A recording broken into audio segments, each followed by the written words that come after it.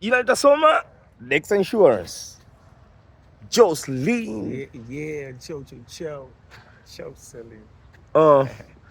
Chiski bot share shigombana na African gonjo basi.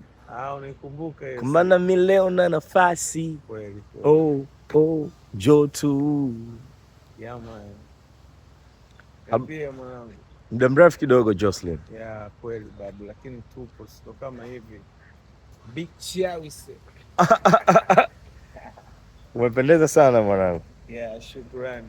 Class, presentable. Salute. Official, diplomatic. Matata. Yeah. Let's move up a short walk. Yeah man. Hii mitaa inakukumbusha nini na nini Jocelyn? Miaka gani? Unajua hapa tulipo hapa tuko mbali sana na mitaa ya Faya Upanga. Kwa sometimes unakuja mdogo na mguu tu mdogo. Naingia pale kona pale ukienda tu beach kwa chini. Yeah, kwa hiyo kwa ni mitaa ambayo tunakujaga kufanya sana mazoezi siku za nyuma. Hapo anajua hii mitaa Makamua tumeshakuja naye sana. Hiyo ni kabla ya Perfume au baada? Nyuma kabla ya Perfume. Hapo underground, just underground. Yeah, underground kabisa, nobody knows me. Kwa hivyo. Na unaambia sometimes TID mnyama mwenyewe anakuja kufanya hapa na Q-Chief. Yeah, TID Q-Chief wote walikuwa wanakwenda kufanya tizi mitaa hapo. Siku za nyuma.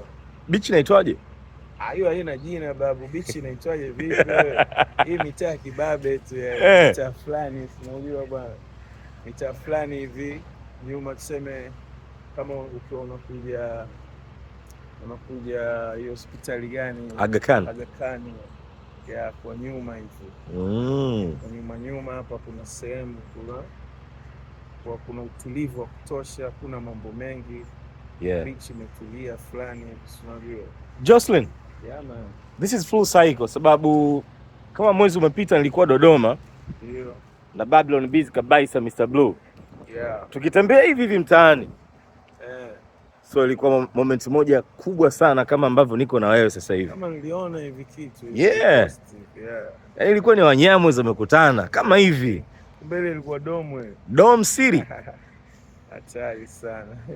So, yeah man. Nataka nikupe duet mbili ambazo mimi kwa historia ya Bongo Flava huwa naamini ile ni dabi. Hakuna mshindi, yani wote wana vitu ambavyo sio vya kawaida. Ni kama Yanga na Simba. Yeah. Imekuwa conversation muda mrefu. Jocelyn na Mr. Blue. Yeah. Ni dabi. So nataka uniambie wewe, Mwana FA na Jaymo, nani ameshape sana craft yako? Nani? Kati ya Mwana FA na Jaymo, nani alishape zaidi craft yako ukiwa unajitafuta? Mbona ni kwa maswali magumu sana. Jamaa wote mimi nawakubali. Unaona? FA namkubali, Jaymo namkubali. Umeona bwana, na wote katika mimi ukuaji wangu wa muziki wote nimewasikiliza katika lugha tofauti. Wote wanafanya vizuri. Ya huo ndo ukweli. Kila mmoja ana unyama wake. FA ana style yake, Jaymo ana style yake. Kwa kibabe sana. Wow. Kwa kivyovyote yani kuna vitu nimejifunza pia kutoka kwa uandishi. Kuna styles fulani wanazo za kitundu za kinyama. Like that.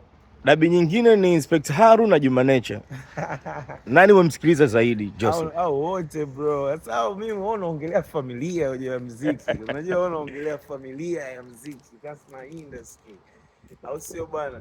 Sababu na Nature. Jamani watu wangu. Yaani wote nao nimekuwa nao katika lugha ya muziki. Wote nimewasikiliza katika lugha tofauti. Wewe unajua. Albamu ya nani ulinunua?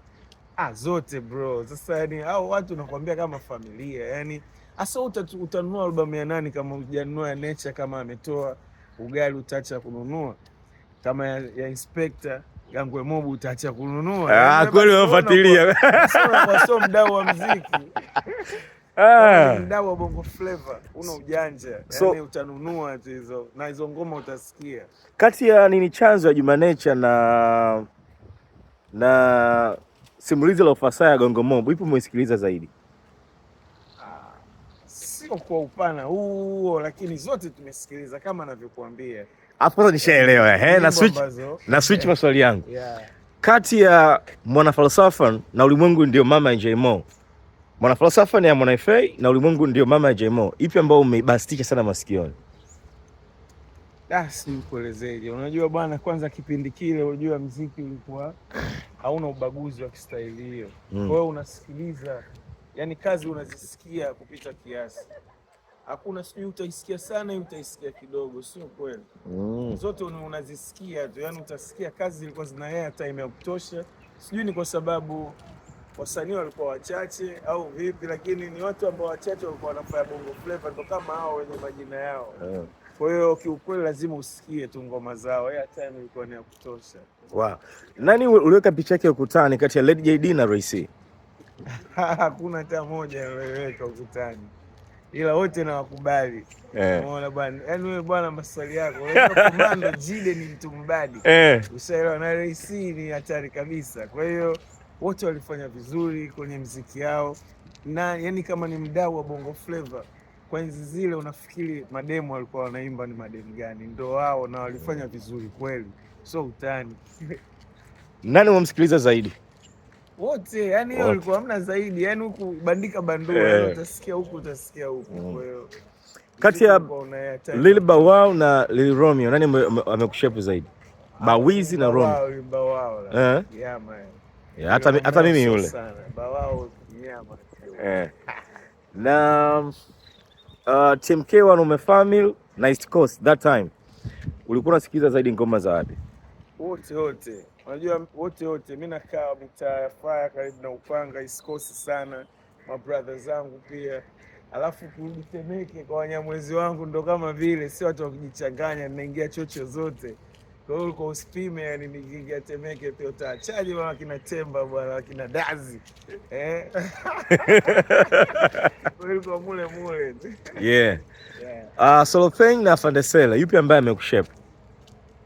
Wote my brothers. Unajua zile kwenye game yetu, sema Solo nilikuwa napenda sana style yake Solo, the way anavyochana. Alafu Mfalme, unajua daily tunaonana, labda Solo kwa sababu sijamuona kitambo. Kwa hiyo aliletaga naye mapinduzi fulani hivi. Kuna style ambayo Solo alileta, vijana wengi walipenda sana kupita style kama za Solo Tang style ile. Alikuwa na switch kibabe sana. TAD na Prince Dully Sykes, yupi ambaye ulikuwa unatamani upate chorus yake kwenye ngoma zako? Ngombanisha wote, nimefanya nao kazi katika lugha tofauti. Wote nimefanya nao kazi tena kitambo, sio kwamba kwa muda mfupi, ni long time. Wote nimepiga nao kazi. TAD umefanya ngoma gani? Kuna nyimbo inaitwa Sio Poa, nimefanya nayo, ipo kwenye albamu yangu fulani. Haikutoka hiyo albamu? Ilitoka, imeitwa Umewezaje. Okay, albamu ya pili. Basi nimeisikiza albamu yako ya kwanza tu ile ya Perfume. Nilifanya pale na Mnyama bro. Sio Poa. Sio Poa. Basi umebarikiwa sana. Kuwapata wale wote? Nimefanya. Umebarikiwa sana. Kabisa. Jomakini na Fid Q. Hujafanya nao kazi wote? Fid Q nimefanya naye kazi. Jomakini. Ipi na Janja Fit? Yes, nimefanya na Saigon na Fid Q, Dream Zangu. Okay. Hata na kuna kazi Tongo Records. Tongo Records haikuwa kutoka, nafikiri sijui, ila ilotoka ni Dream Zangu. So kati ya Joe na Fid, nani ambaye ulikuwa unamsikiliza kabla huja come up na Perfume ukiwa underground?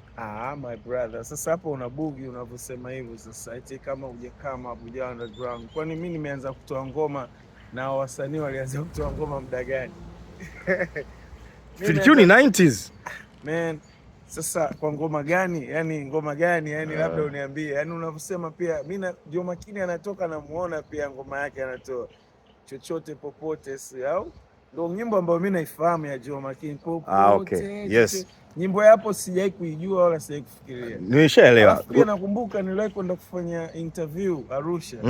AAA pale FM sijui. Nilimuona Jomakini alikuja pale. Yaani mimi nimeenda kupiga show, yani Perfume, yani Jocelyn katoka Dar. Aenda Arusha kupiga show. Umeelewa? Kwa hiyo kwa baada ya kwenda kwenye interview radio, nikamkuta Joh Makini na Stopa Rhymes walikuwepo. Stopa naye anaachia ngoma pale na Joh Makini kama alikuwa anaachia ngoma hivi, kitu kama hicho nakumbuka. Alikuwa kama anatambulisha ngoma yake. Kwa hiyo nilikuwa ni msanii ambaye sikuwahi kumfahamu, nilianza kumfahamu hizo siku. Wow. So usahihi nadhani uko hivi Joss. Ameanza kabla yako ila wewe umeenda mainstream kabla yake. Sasa sijajua vizuri, yani sijajua vizuri kwa sababu yote inawezekana. Sababu unavyosema ameanza kabla yangu ndo kivipi, yani kwa sababu hiyo proof naipata. Alikuwa anaitwa Rapture back then. Haijalishi, lakini yani hata mimi nilikuwa pengine labda yeye alianza kwenda mainstream labda kabla yangu.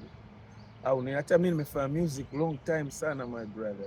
Okay. Yeah, na kina Duli long time na kina Joint Mob yani. Ndio nimeshangaa na Duli, ile ngoma na Duli ulifanya naye wewe. Unaona sasa vitu kama hivyo. Sasa zile hata Joh Makini hajatoa nyimbo bro, mimi nakumbuka yani radio tunasikiliza tunasikia wasanii fulani lakini si Joh Makini nafikiri ilikuwa bado hajaanza kutoa ngoma. Kama hivyo nakwambia paka nilikuwa napiga shows mimi yani ndo nikaanza kumsikia Joh Makini anaanza kutoa nyimbo. Yani anaanza kuita Raptures na washikaji. Hapo amefanya pia kazi na jamaa tofauti lakini wengi wao wanaamini wale jamaa ni dabi pia. Ni kama versus moja ambayo ina make sense.